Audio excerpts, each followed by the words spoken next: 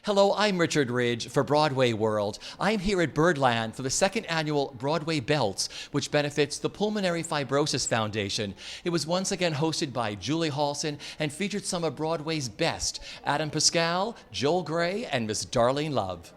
Give my regards to Broadway.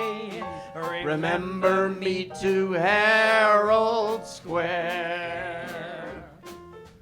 Tell all the Go ahead, sing along. gang at 42nd Street that I will soon be there.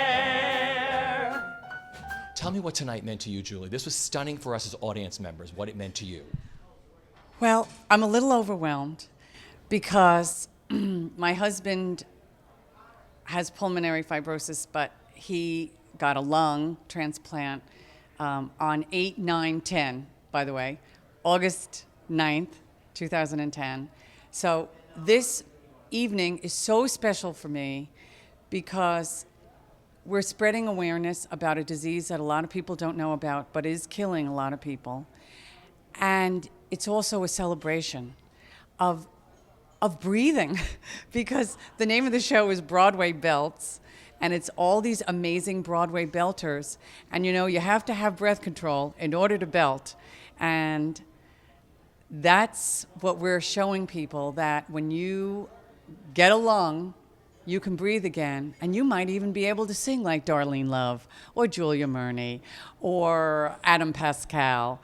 And the generosity is so moving. People were amazing in their generosity, their love and time, talent, and money, which is what this is all about. And I'm just very moved. It's also a chance for me to catch up with my Broadway friends, and they were also moved.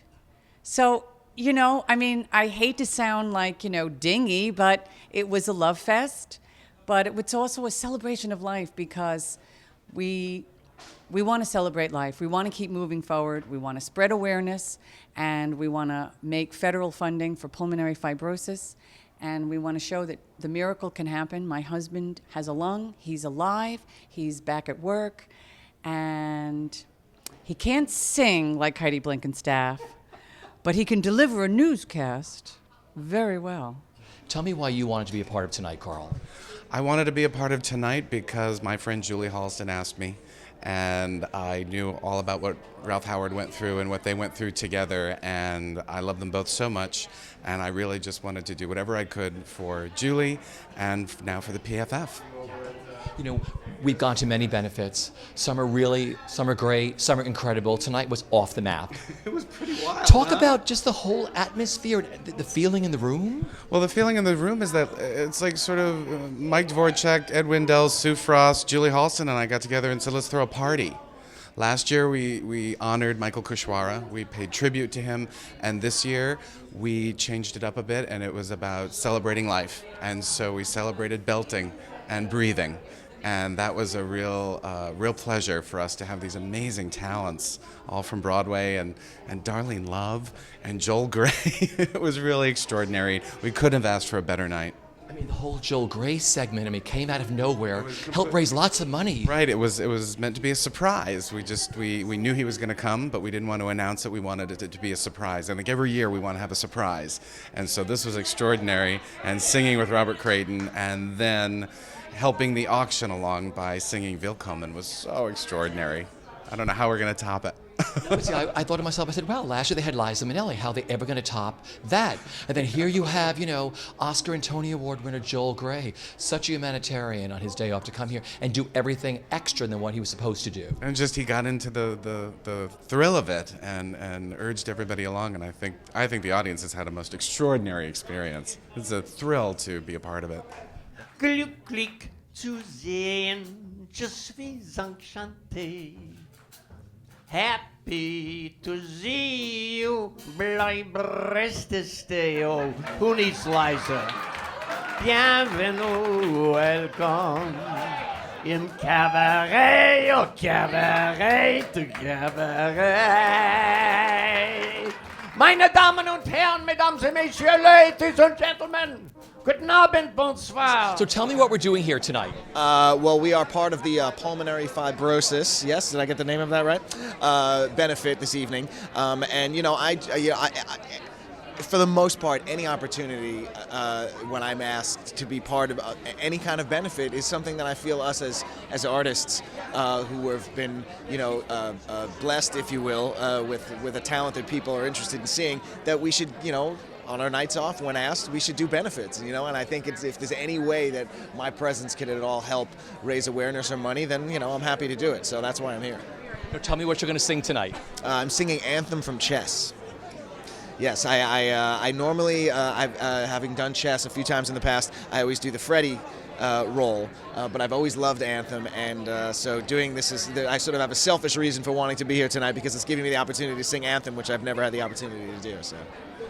Talk about life over at Memphis, how everything is at the Schubert, and what you're enjoying the most. Oh God, I mean, what I'm enjoying the cast the most. They're just the greatest bunch of people that I've ever had the opportunity to work with, and the audiences have been so receptive and generous that it's just a joy to go to work every day. And you ask me why I love her through wars, death, and despair. She is the constant, we who don't care. And you wonder, will I leave her? But how? It's gonna happen sometime, but maybe this time come back. This time I'll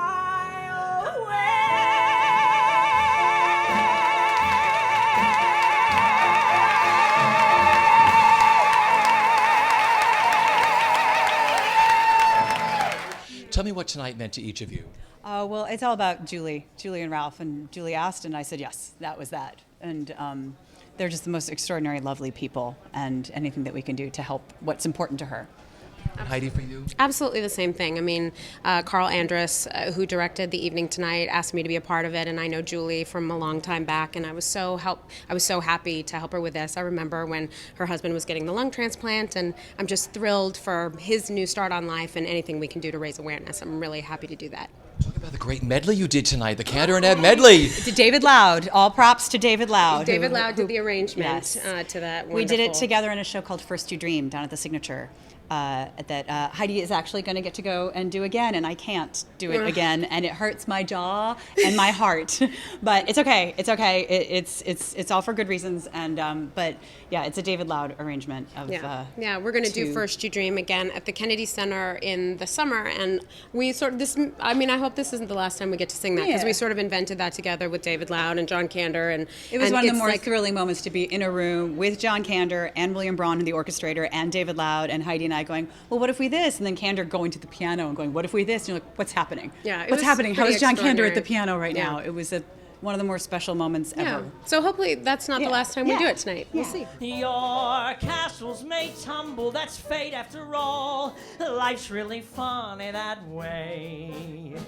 No use to grumble, just smile as they fall. Weren't you king for a day? Just remember that sunshine always follows the rain. So wrap your troubles in dreams and dream your troubles away.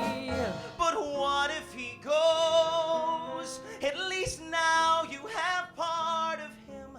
What if he had to choose? Leave it alone. Hold it all in. Better a bone. Don't even begin with so much to win.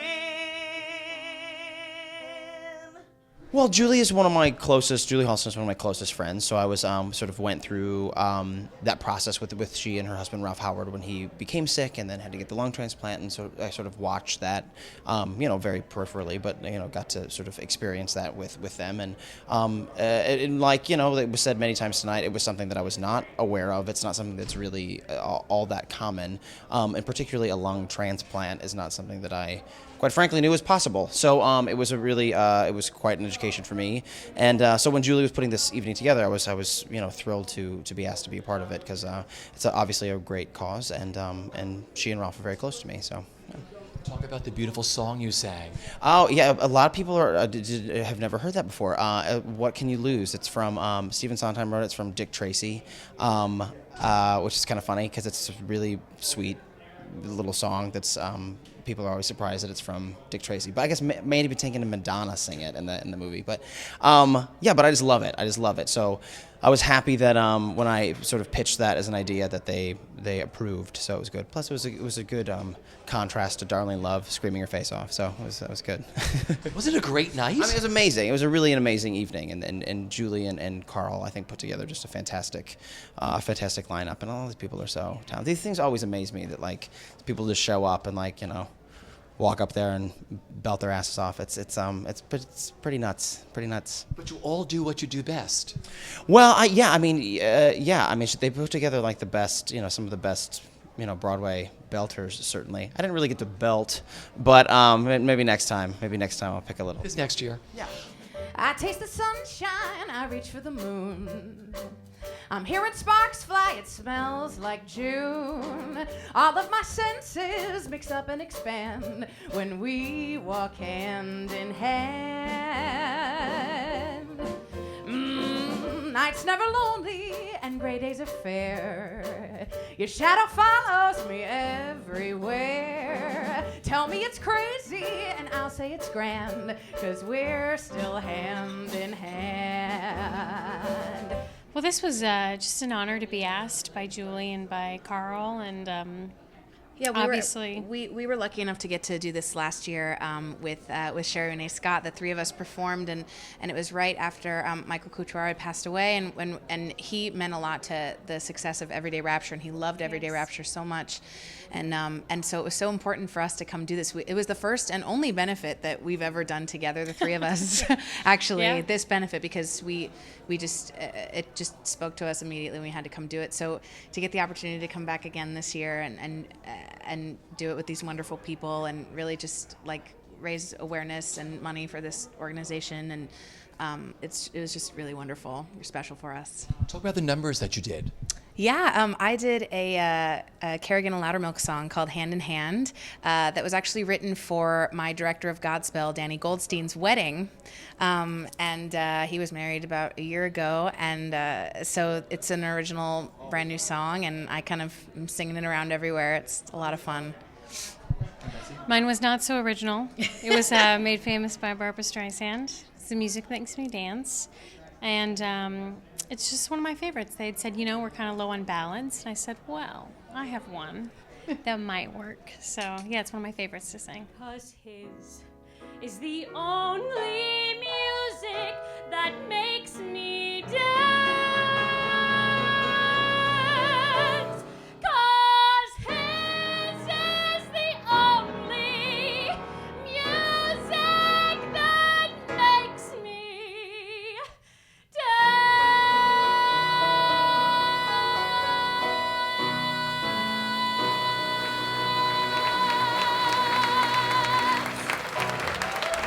There's a dream in the future. There's a struggle we have yet to win. And there's pride in my heart. Of course, I know where I'm going. Hey, hey, hey. And I know where I've been. I think this is such a wonderful thing, and I'm so glad I was here to be able to do this for her, for Julie. And when she called me, I said, yes. When, where, what time? And we just went from there. You know, it was actually probably one of the easiest things I've ever done when I said yes to something. Usually it's so much chaos and everything that's going on when you say yes for a benefit. But this was, I said, I had 2 telephone calls, yes, in the middle of what I was going through with my godbaby, Whitney. And she called. I said yes, and they let me rest for about a week or 2. And then they called back and said, "Are we still on?" I said, "Yes, we're fine, we're fine." And actually, this was really wonderful to take my mind off everything that's been going on for the last couple of weeks. So it was actually great to be able to do something to give back. And anything for Julie. I just love her. She's such a sweetheart. Talk about the songs that you did tonight. Well, I did Today I Met the Boy I'm Gonna Marry, because it was like one of my first rock and roll songs I did in 1962 with Phil Spector. And then, of course, I Know Where I'm Going because I know where I've been, because I sang that song for almost 3 years on Broadway. I don't know how I did it. And there's 8 shows a week. And it was like I was explaining to the audience, that song meant a whole lot to me, because every word in that song in 1962 and 63, I lived that song because of a television show called Shindig. So every time I sings it, it means something great to me. You blew the roof off here at Birdland. You know, you talked about dressing rooms. I sat in your dressing room, which I think was nothing but a big chair. I sat in the hallway practically, remember? You had that gorgeous, big, overstuffed chair. You had great memories of doing Hairspray on Broadway, didn't you? Yeah, I do. Well, especially how I started, because Mark and Scott are very old friends of mine. And when they first started doing the show, they wanted me to be in it. But of course, I wasn't big enough. You know, I had to wear a hat. When I finally did get in the show, I had to wear a fat suit. Big, blonde, and beautiful. And they went, and then the funny thing about it, my friends, when they saw me, they went, "My God, girl, we were scared. We thought you'd put all that weight on." I say, "Honey, ain't nothing worth putting that much weight on. It's too hard to get off." But I had that memory and the memory of my 2 friends, Scott and Mark, who wrote a hit show. And even though I wasn't able to perform as the original Motormouth, I was able to go in as the second Motormouth on Broadway. So that was a lot of fun. And then being with Broadway people is a whole nother experience, but because they are a world unto themselves, you know. But it's such a wonderful world. You know, everybody loves one another, and everybody's trying to help one another out, and that's what it was for me. We were a family for 3 years in Hairspray, so that's always great when you can have a family when you're doing a show like that, because you see these same people every day, 8 shows a week. So we were a really great family. Yeah, yeah, yeah, yeah.